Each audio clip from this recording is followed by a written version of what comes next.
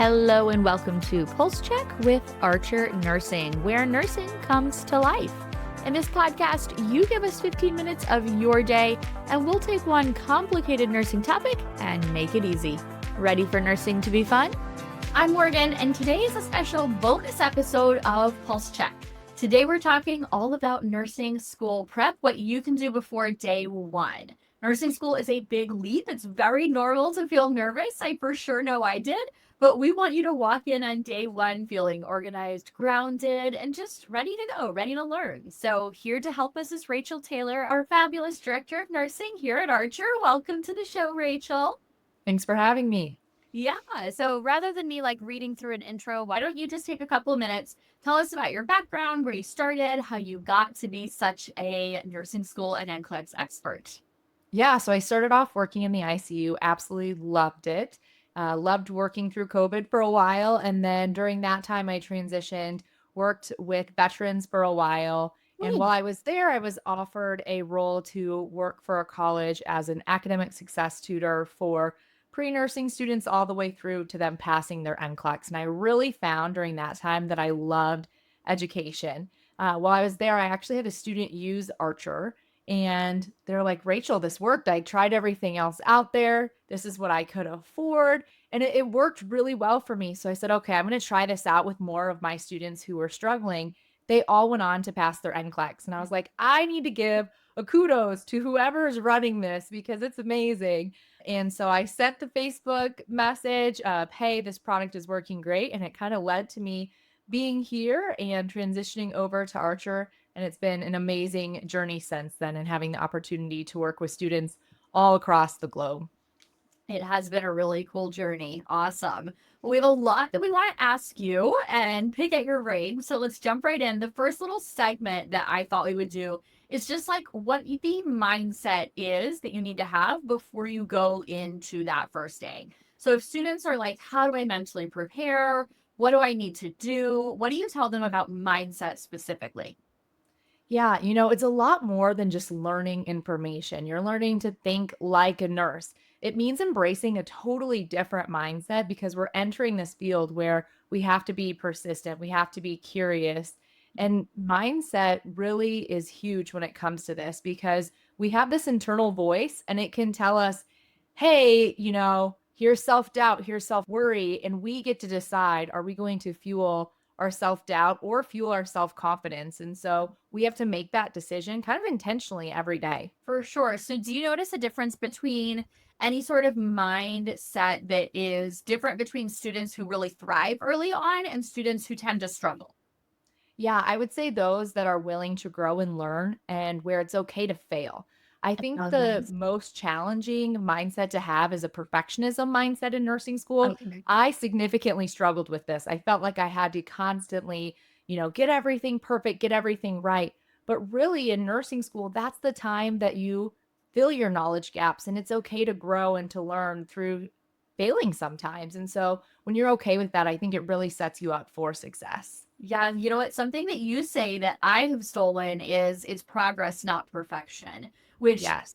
I think speaks not just to you as a new student going in on day one, literally throughout your entire career. We're all just trying to make progress. We're never going to be all the way perfect.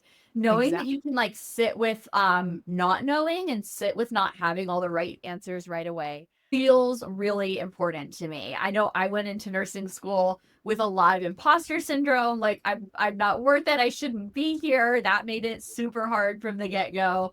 And just not being comfortable, right? I was out of my element. It was something new. I didn't know all of the answers right away, and that can be hard. So kind of being prepared for that feels important. Yeah, So giving yourself the permission of I'm not going to know it all right now, and it's about progress, and that's okay. yeah, I love it. I love it. Okay, so we've got our mindset. Progress over perfection. We're not going to worry about imposter syndrome. Now let's get to logistically and academically. What tactically can we do to set ourselves up with the right tools and systems, maybe some small little habits. Maybe first let's talk about prep work. What should our students be doing now to feel more ready when school actually begins? Yeah, so when you first start nursing school, I feel like it's a bit of a culture shock It's like, whoa, what is happening? There's tests several times in a week. You've got all these assignments. You may have clinical hours starting, and the schedule can feel a bit overwhelming. So, one of the first things you want to do is make sure you start thinking about, hey, how do I stay organized with this schedule? What technology do I need to be familiar with as I get started in my program? Making sure that you're really ready for that aspect. And then maybe start brushing up on some A and P. A and P is Okay. really prevalent when you start nursing school. And so if you've already reviewed that prior to, it can really set you up for success in those first courses. Okay, so organize, get a calendar going, and then maybe preview a little bit of content, brush up on some of those foundations. I love that you mentioned A and P. I harp on anatomy all the time because I seriously think everything comes back to it. Like we think about a disease, it's what's going wrong with the anatomy. We think about a medication, it's how are we treating that anatomy and physiology. So brush up on your A and P, get it organized, get it scheduled. Now, let's drill into organization a little bit though. Are there certain systems that make a big difference? Like, do I get a planner? Do I go buy a binder? Do you use an app? Like, we have a ton of technology these days. Anything specific that you have had success with? Yeah, I think it matters on each individual. Some people are paper individuals, they want to write everything out. Then you want to have a in-hand planner. Other people are very digital and they want everything in their Google calendars, or they want to make sure that they have like a monday.com tool where it tells them exactly what they're doing when. What I would say is find a routine that works for you that you will actually stick to. What a lot of students will do is they'll start week 1, they've got their planner all organized, it looks beautiful, and when you see it by week 6, there's nothing in their planner. They stopped using Fell that off the planner. bandwagon. Yeah, so my favorite thing to do is to actually have 2 methods. Anything I need to be at, I love to have on a digital calendar on my phone, so it sends me a notification. That way there's no way I am missing anything I need to be at, but then I like to handwrite out the details that go into each of those days or each of those events, just because for me, that works a little bit better. So I would say find a system that works for you and then make sure you're consistent with using it. Okay, that makes sense. Consistency is key. You know, we can try 10 different things, but if we don't actually use them, we don't leverage them, it's not going to get us anywhere. I used to be totally a pencil and paper person all the way through grad school. Like every assignment I tried all sorts of different planners. I'm a total highlighter junkie, so I had all the different color coding. I am now much more of a digital person. So I'm similar to you. I use my Google Calendar. If there's anything like physically in person, or like this where we're like on camera on Zoom, I consider that in person, right? And I've got Yes. the link. Like if you've got a class online, you need to put that on your calendar. You need to have the link, the sign in info ready to go.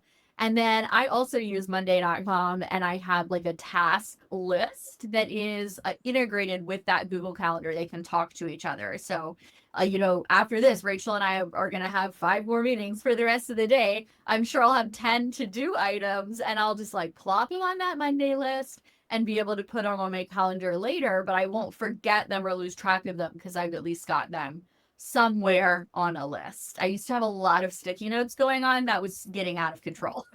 Yeah, not working, and then you forget it too. How I did I forget it? sometimes if I forget to put it in my calendar, Uh-huh. I will get to that night, like, it's been 6 hours, and I'm like, "Oh, no, I need to go to my computer right now. I totally forgot to do this." And so it's really helped prevent a lot of that, of just staying on top of it early. And then you Awesome. don't get to that overwhelming feeling Right. either because you've just got it built into your You've got it calendar. built in. So build the habits, go ahead and start now. Don't wait for the workload to pile up, feel it out. And I will say, like, don't be afraid to tweak and adjust your system as the semester progresses and you feel out what is working and what isn't working.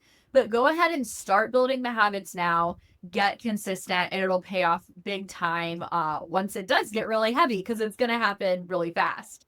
Yes. So with that being said, when it gets really heavy, when the workload piles up, next I want to talk about how we find our people and support. I think it's very important to build like your academic village, who's going to support you both before and after school begins. So tell us, why do you think community is critical in nursing school? And maybe some tactical advice on how we can start to build that early on. Yeah, community to me is essential in nursing school because it is tough and you are not meant to do it alone. Just like as nurses, we are not meant to be nurses alone. We have a community with our healthcare team, and your classmates can really become your lifeline. You want to lean into group text, study circles. They might say, "Hey, did you start that assignment for Thursday?" And you might be like, "Oh no, I forgot all about it." And so they can really help keep you accountable. And when you have questions, you can go to your classmates first. What I will say when it comes to community and study groups, try to have a smaller study group than what your whole community is. So groups of 4 to 5 work really great for study group sessions. Your community may be 20 people, but when you get that large of a study group, it's just not as effective. But really, what I would do is day one, start to find someone who you study similarly to how they study and say, "Hey, could we start studying together?" And it really can take a lot of that stress and worry away when you have someone else going through it with you. Nice. Nice. Yeah, the peer community is essential. I say all the time to this day, like there's no friend like a nurse friend. That is true through and through from school on into your first, second, third, fourth job. There's just something about that connection with someone you've been through the trenches with, which is great for peers. But talk to me a little bit about faculty. Should we and how do we lean on? What if I'm kind of intimidated to ask questions? For me, that was hard. Yeah, I would say don't be afraid to reach out. Faculty wants to see you succeed, but they also want to see you take those opportunities to work with them because ultimately you're responsible for your learning journey. And so, what I would say is ask instructors for help. When I was in school, we were not allowed to do big exam review. We had to go to our instructor one on one to do any type Yes. of exam review, and it was optional. Majority of my classmates didn't take that opportunity. Yeah. I did it every single test. It didn't matter what grade I got. And what I found was the more I did that, more that I was able to learn and to grow. And I think our faculty notices when you are putting in that extra effort. So don't let fear kind of hold you back in making sure that you are taking every learning opportunity you can through school. Showing that initiative and starting that early can open a lot of doors for you. Oh my gosh, I completely agree. My brain is like 10 steps ahead to I definitely missed a lot of those opportunities. And then looking for when I was moving on to my second job, who was I going to ask for references? Who was I going to use to network and find those opportunities? And I really think if I had been more intentional about building relationships with my faculty, I might not have struggled so much or missed some of those opportunities. So, like Rachel said, even if you don't have a question, even if you didn't get a bad grade, use the time, build the relationships. They do want to see you succeed, but it takes you being accountable. I'm going to tell you guys right now, you might not like to hear this. What I am hearing from managers, from faculty, is that right now, us as students are not being super accountable. We're not doing a great job at holding up our end of the bargain. So that's not easy to hear. I get that. But challenge yourself before you go into that first day of nursing school. I am going to be the student that's accountable. I'm not just looking for what is the answer to the test. I'm looking to be a competent, confident nurse, and I'm going to lean on my faculty to help me get there. If they see that accountability, they will go above and beyond to get you there. I really think so. I agree. And the biggest thing for me about, being accountable is communication. If you Next. communicate to your instructor before something happens, they are a lot more likely to hear you out than if you go after it's already occurred. Communication can really help you thrive through nursing school. Nice. So how do I use that when something comes up? You bring up a great thing. Family, childcare, mental health. Like what if something comes up? How do I deal with it?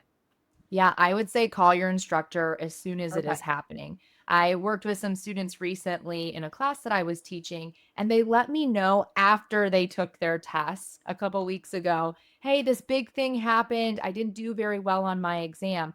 And it's like, well, you could have let me know before you took the test, and I could have given an extension. I could have made it where you didn't What? have to take it that day where it was really, really stressful for you.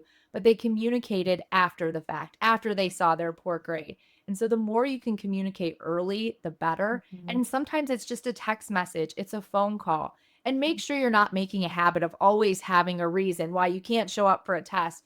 But if they see that you're consistent, you're always showing up, and something truly does happen, most of the time they're going to figure out a way to help support you. to help support you. I completely agree. That's been my experience as well. From a faculty perspective, when I have a student come to me after they've gotten a bad grade or missed an assignment or whatnot, especially if it's happening consistently, to me it feels like an excuse.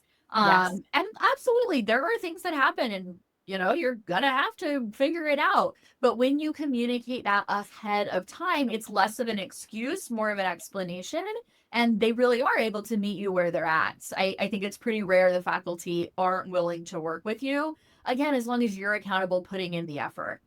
Absolutely. Yeah. Okay. So one more segment here. Let's shift gears and talk about what are some things we really don't need to worry about. Like, let go of the unnecessary pressure where we can. Tell us, Rachel, what are some of the top things students do stress about that just don't matter as much as they think? Yeah, I think a lot of times it's more like, what stethoscope am I gonna buy? What's my first quiz grade gonna be? Maybe I Uh-huh. didn't do very well on that first one. What shoes do I need? Do I have Uh-huh. the, best planner that is out there? I want you to have a planner, but Yeah. sometimes we get caught up more in the material things that go with Uh-huh. nursing school instead of focusing on, hey, how do I learn? How do I show up and be successful and do the best I can? Yeah. Uh, and so I think the more we work on how can I become a good nurse after the fact, after I'm graduated, and the more you focus on filling those gaps, the better that you're going to really do. I think we stress a lot about 2 grades. I know I was one, I had to have a 4.0 through nursing school. I was always really focused. I had to have the best grade on everything. And do you know how much that's mattered in my nursing career now? Not at Not at all. all. No one No cares. one No one cares. cares whatsoever.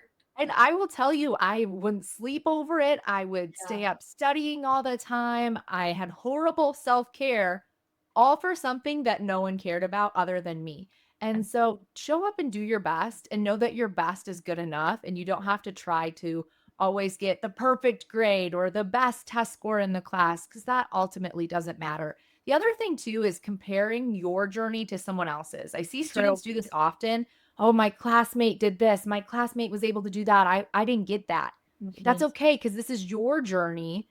Maximize your potential. It always looks greener on the other side because people show you what they want to. But focus on your journey. Don't get in that comparison game because it can really steal your joy and steal where you're at with your own progress. Oh my gosh, the comparison game is brutal, especially now social media. We have a lot of peers showing us their journey going through nursing school, and it looks very different for every single person. Things are going to be harder for one person than another. So the comparison game is just it's brutal. It is. It is. Another thing that I would like to throw in the ring, tell me what you think, Rachel, is quality over quantity. We don't need to buy every resource under the sun. We don't need this fancy flashcard and this app and that. Find what works for you and then devote your time and effort to it. We've got a lot of data coming out of our studies here at Archer showing the more you are engaged, especially in very specific remediation where you're targeting, hey, I'm not so good at this, let me hone in on it, versus just like, I'm going to take thousands of practice questions and do this and that and that. The sheer volume doesn't make a big difference. So don't feel like you need to buy every resource. Really focus in on what's working for you, and you'll get a lot more return on that investment. Yeah, I agree. How I explain this is it's like if I were to go to the gym and I have 6 different trainers, each giving me a plan, and I try to do all 6 plans, I'm not gonna be successful. Or if I Totally. had one that I was really intentional about and put my full energy into, be Yeah. way more successful. And it goes to the same thing when you're looking for study resources. Mhm. And find one really too that's comprehensive, that has everything you need. So you're not trying to piece together a resource that really wasn't intended for how you're using it. Yeah, absolutely. So, all that being said, walk us through the Archer Nursing resource. How do you use it? How does it pull together some of what we've talked about so our students can go ahead and get set up and be ready to go when school starts in a couple weeks? Yeah, so if you just look Archer for nursing school, you're going to find that resource. And the beauty of it is it's going to walk through pretty much every course you have along with you. It's a companion product. So as you are taking med surge, there's a med surge class that we have that can go right alongside you. So let's say your instructor explains heart failure and you're like, I'm really struggling on heart failure. It's just not clicking for me. Well, then you can go to our on demand videos in your med surge class and you can go ahead and watch that heart failure video to get a different perspective. We may talk about key areas that could be tested on or really big things you want to know when you graduate on that topic. And so the beauty of it is we start all the way at the beginning, those pre-nursing classes like nutrition, like A&P that I suggested, kind of refreshing before you start. And it can walk all the way through until you graduate and you're ready to go prep for your NCLEX exam. And you make it where it's active just the time that you need it. And so it's great because you can really focus on the classes you're in when you need them. OB Peds, those are ones that students really need help on often. And we have experts who walk you through that. Morgan's walking you through pediatrics. Jennifer Bonner is walking you through OB and maternity. And the beauty of that is you truly have an expert in their field teaching you that subject.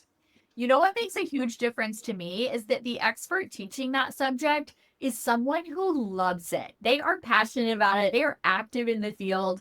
For me, I fell in love with peds. I had an instructor who loved peds. She was a NNP who was awesome. Shout out to Dr. Jones. And really like ignited my passion for that. There is nothing worse than taking a class with an instructor who like clearly doesn't want to be there and doesn't love it. We all have those days, but doesn't it just make the world of a difference when you're engaged in a concept with somebody who truly loves it and like wants to pass that on to you?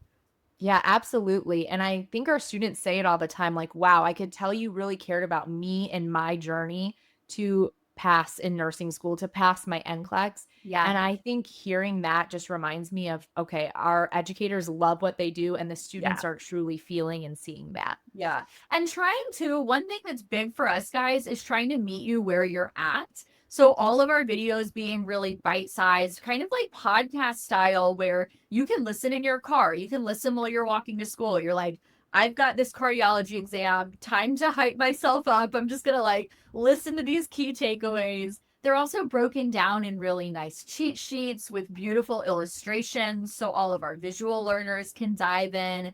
And then Rachel, talk about the practice questions because you can listen to lectures all day long. And you guys, that's not going to be enough. You have got to put it into practice. Absolutely. So listening to a lecture is more of passive learning. So there's a few ways you can make that more active. Even before you get to the Q bank, you can start rephrasing those topics in your own words and explain them to somebody else out loud. You'll find the more you do that, the more you're able to make connections. So that's the first way to kind of turn that more passive listening into active learning. And then to really see, hey, do I truly understand this material? We have quiz questions directly created from the content our videos are on to make sure you've got that key material down. So that way you build your confidence before you ever go take those exams in your nursing school programs. Practice makes perfect, right? So review the content, engage with it, practice it. You're going to be super prepped for those exams. It's going to keep you accountable. You can use it with your friends, that group that you're studying with. So it's going to hit on a lot of those tips Rachel and I have touched on. I want to finish up here. We've got our 5 most requested questions. I don't know if Rachel knows. We asked you guys what questions you have for Rachel. So we pulled together the 5 most requested questions. We're going to go rapid fire, Rachel. Answer each of these in 30 seconds for us. Are you ready? I'm ready. Okay, number 1, top tip for staying organized during nursing school. Weekly reset every single Sunday. You should get your calendar out. Make sure you've got a plan for the week. It's going to really help you be successful. Weekly reset. I love it. Question number 2, number 1 tip for managing stress or overwhelm, especially in that first month. Yeah, don't isolate yourself. Talk to the others around you. Build that community that we talked about. And when it all gets a little bit too much, take a deep breath. Remind yourself that you are not behind. This is just the start of your journey. All right. Number 3, what is one mistake students make early on that's totally avoidable? Trying to multitask everything. You'll have 20 things on your to-do list and you're working on 6 of them at the same time. Focus in on one, complete that, and then move on to your next task. I love it. Number 4, one thing you wish more students did before the first day. Get everything prepared with your technology, making sure that you've got everything that you need to really start off day one successful. It sounds small, but tech stress, those little stressors of, oh, I forgot this, I didn't have this right, Yeah. add up fast when you're trying to juggle your classwork. You're so right. I lose my mind at technology issues. So like checking all of that, getting it set up. I love that piece of advice. Okay, number 5, I added, so like a little bit of a cheat here, but I want to know one message that you want to share with every new nursing student starting this fall. I would say that you are capable, you are worthy, and even on your hardest days, you're going to become the nurse that someone else is going to need one day. Let that fuel your why, even in those hard moments. I love it. That's amazing. Okay, let's recap. We had so many good nuggets from you, Rachel. Number 1, mindset before you start. It's about progress, not perfection. Number 2, Rachel talked about what we do logistically to get us set up for success. Go ahead and get that calendar and get you set up now. Don't wait until it starts. Go ahead and start getting that set up beforehand. Number 3, find your people. Day 1, both peers and faculty, lean on them. It takes a village. You're not meant to do this alone. And number 4, let go of unnecessary pressure. Don't stress about exactly what scrubs or stethoscopes. Don't go buy every resource out there. It's quality over quantity. And some of those things just don't matter as much as you think they do.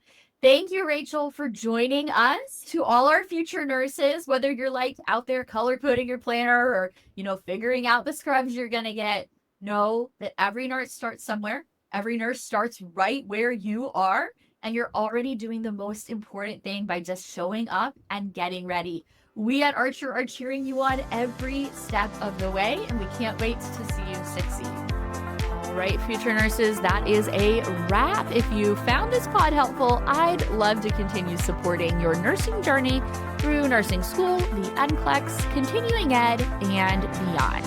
Archer Nursing has you covered with on-demand video lectures, high-yield question banks, live case study reviews, and so much more.